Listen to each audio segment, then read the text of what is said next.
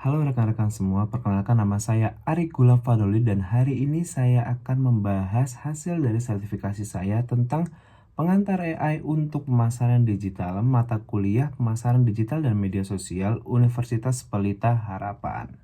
Nah, di sini terdapat dua modul. Yang modul pertama itu adalah Introduction to AI in Digital Marketing. Apa itu AI dalam pemasaran? Artificial Intelligence atau AI dalam pemasaran itu bukan cuma robot doang, tetapi dia penggunaan data dan algoritma untuk membuat keputusan otomatis. Nah, di sini ada dua contoh. Yang pertama ada machine learning. Machine learning itu adalah sistem yang belajar dari data historis untuk memprediksi tren masa depan tanpa diprogram secara eksplisit. Nah, jadi dalam pemasaran ini kita bisa belajar tentang tren-tren di masa depan menggunakan AI. Jadi AI mengumpulkan data-data dari sebelumnya dan dia menampilkan tren-tren masa kini yang akan kita pelajarin. Seperti itu. Dan yang kedua adalah NLP atau Natural Language Processing, yaitu kemampuan komputer untuk memahami bahasa manusia. Nah, ini sudah biasa kita sering temui ya, dimana waktu itu kalau misalnya kita ingin ngomong ke customer service di suatu platform, itu yang balas kan otomatis. Nah, itu adalah chatbot atau AI dengan bahasa dan ketikan yang mirip dengan manusia. Nah, ini adalah manfaat utama AI dalam pemasaran digital. Yang pertama adalah personalisasi skala besar, yaitu menyajikan konten yang relevan untuk setiap individu berdasarkan perilaku browsing mereka. Dan yang kedua, ada efisiensi dan otomatis, yaitu menghemat waktu dengan mengotomatisasikan tugas repetitif seperti pengiriman email dan posting ke media sosial. Nah, yang ketiga adalah wawasan berbasis data. Yaitu menganalisis jutaan titik data untuk menemukan pola tersembunyi yang sering terlewatkan oleh manusia. Nah, ini adalah contoh penerapan nyata. Yang pertama adalah layanan pelanggan 24 jam. Ini seperti saya bilang tadi, yaitu chatbot ya. Ini biasanya digunakan oleh perusahaan-perusahaan yang bergerak di bidang pelayanan masyarakat. Jadi dia tidak bisa stay 24 jam terus di depan komputer. Jadi dia menggunakan chatbot ini untuk membalas customer itu sendiri. Yang kedua adalah rekomendasi konten. Nah, ini biasanya platform seperti Netflix dan Spotify itu dia menggunakan AI untuk menyarankan konten yang mungkin kita suka berdasarkan dari hasil yang kita browsing sebelum-sebelumnya. Seperti itu. Yang ketiga adalah penargetan iklan.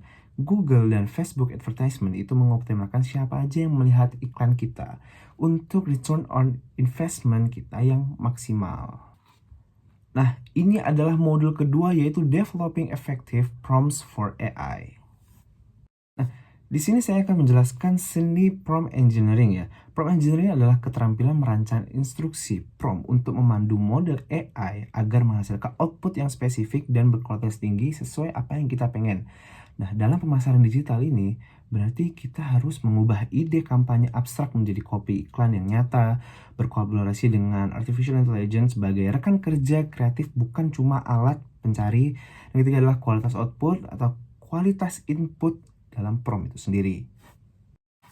Nah, ini adalah formula prompt yang efektif. Jadi, kita harus menggunakan struktur RCIF untuk hasil yang terbaik. Apa RCIF itu? Nah, yang pertama adalah R, role atau peran. Itu ditentukan peran yang harus dimainkan AI agar jawabannya lebih relevan. Seperti contoh, bertindaklah sebagai ahli pemasaran digital. Jadi, AI langsung menangkap kalau misalnya kita ini harus jadi pemasaran digital, ahli pemasaran digital. Dan yang kedua adalah C, konteks. Jadi, kita harus memberikan latar belakang penjelasan situasi, tujuan, atau detail penting agar AI memahami kebutuhan kita itu sendiri. Nah, contoh untuk promptnya adalah saya sedang membuat konten promosi untuk brand skincare yang menargetkan wanita usia 18 sampai 30 tahun. Nah, dari sini kita juga bisa tahu kalau misalnya konteks yang AI tangkap itu adalah kita mau membuat konten promosi untuk brand skincare yang dimana target pemasarannya untuk adalah wanita usia 18 sampai 30 tahun. Nah, yang ketiga adalah I, instruction atau instruksi. Itu dijelaskan tugas utama yang kita mau untuk melakukan oleh AI. Jadi contohnya adalah tolong buatkan 3 versi copywriting yang menarik dan persuasif. Nah, itu adalah instruksi yang jelas untuk AI agar dia melakukan apa yang kita inginkan. Nah, yang keempat dan terakhir itu adalah F atau format output. Ini ditentukan bentuk kita harus menentukan bentuk hasil yang kita inginkan agar AI memberikan output yang tepat. Nah, contohnya adalah tampilkan dalam bentuk poin-poin dan sertakan call to action di tiap versi, seperti itu. Jadi, kalau kita ingin membuat AI, kalau kita ingin menggunakan AI, kita harus menggunakan prompt dengan struktur yang jelas, yaitu ada role, ada konteks, ada instruction, ada format. Kita gabungkan semua dan itu agar AI melakukan hasil yang kita inginkan. Nah, tentu saja di sini ada teknik lanjutannya, yaitu few shot prompting. Itu jadi kita harus berikan contoh spesifik gitu kepada AI. Jadi kayak berikut adalah 3 contoh gaya tulisan brand kami. Tulis caption baru dengan gaya yang sama. Nah, itu adalah contoh-contoh prompt yang kita kasih contoh spesifik untuk AI. Yang kedua adalah chain of thought. Nah, chain of thought ini kita meminta AI untuk berpikir langkah demi langkah. Jadi contohnya seperti ini. Sebelum kita menulis artikel, buatlah kerangka pemikiran logis tentang mengapa topik ini penting. Nah, seperti itu. Itu jadi kita minta AI untuk berpikir kayak step by step. Seperti itu. Nah, ini adalah tips dan praktik yang dibilang lumayan bagus lah. Yang pertama adalah iterasi.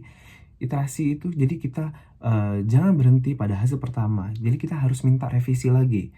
Jadi kalau kita AI keluar, kalau misalnya kita kurang puas, kita harus iterasi, kita harus minta revisi, kita harus ulang buat lebih ringkas, ubah nada menjadi yang lebih santai.